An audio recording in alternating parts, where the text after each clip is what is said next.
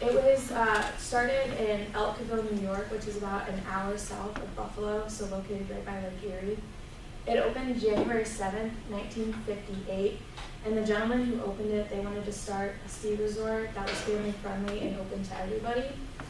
They sold stock from card tables in parking lots for $100 a share, and then they did that for a couple years. And once they got enough money, they were able to open up 4 slopes on the face of a mountain with a T-bar, and there's a picture of the original T-bar. And now they have expanded into 60 slopes, 13 chairlifts, 2 hotels, 3 base lodges, a golf course, and many other attractions. So this is their vision mission statement. They're focused around providing their guests a good family-friendly time, along with showing their investors a profit and making a fulfilling work environment for the employees.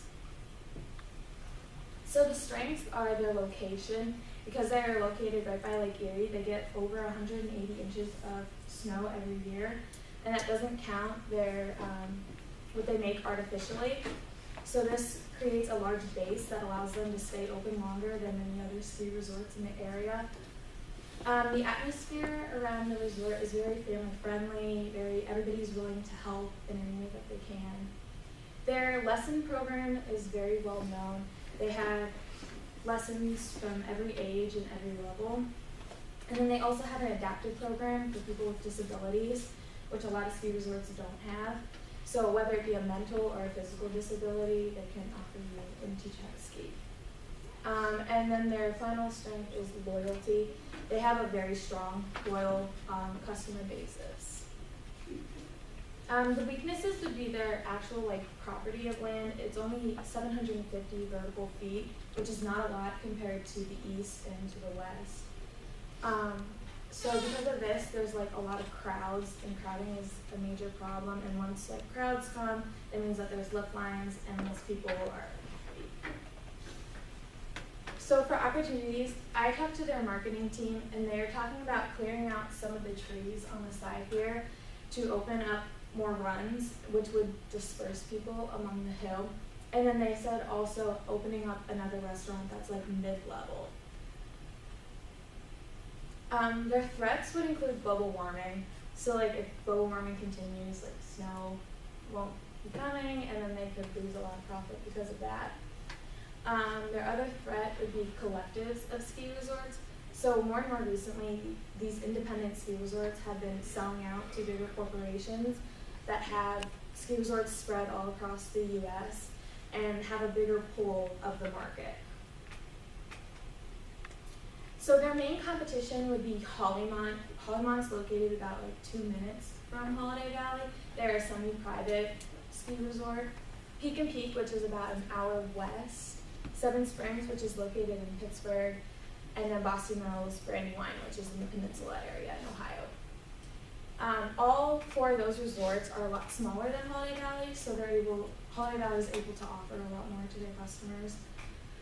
And Ski Magazine ranked Holiday Valley 3rd best in the East, which is a huge accomplishment, whereas places like Seven Springs were ranked in some of the worst.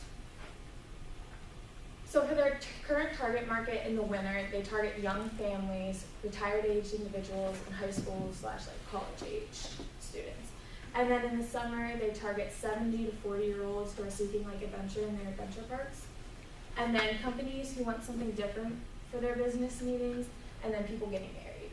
So you can get married right on top of the hill, overlooking a bunch of trees, and it's very pretty.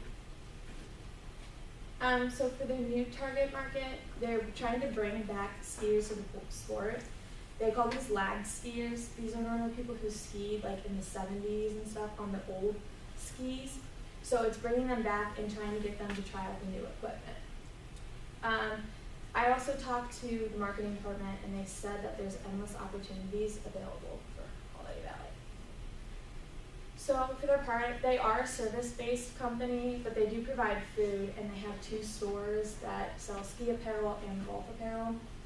And then my idea for this is to start a rent-to-own program. So for those skiers who are coming back to the sport, they can try out the new equipment, see what brands and styles they like, and then purchase it.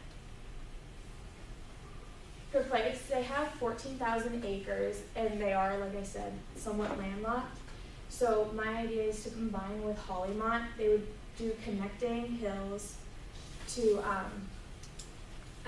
bring it together, and it would open up the market a lot. For promotion, they rely a lot on word of mouth. They want people to go, have a great experience, and then tell their family and friends about it. They do traditional forms like billboards and radio advertisements around the local area, and their main form of promotion is through Instagram.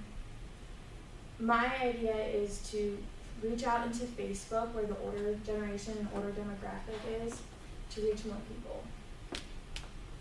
So their average ticket prices are about $78, which is a little bit more expensive, but for what you're getting from it, it's a better quality.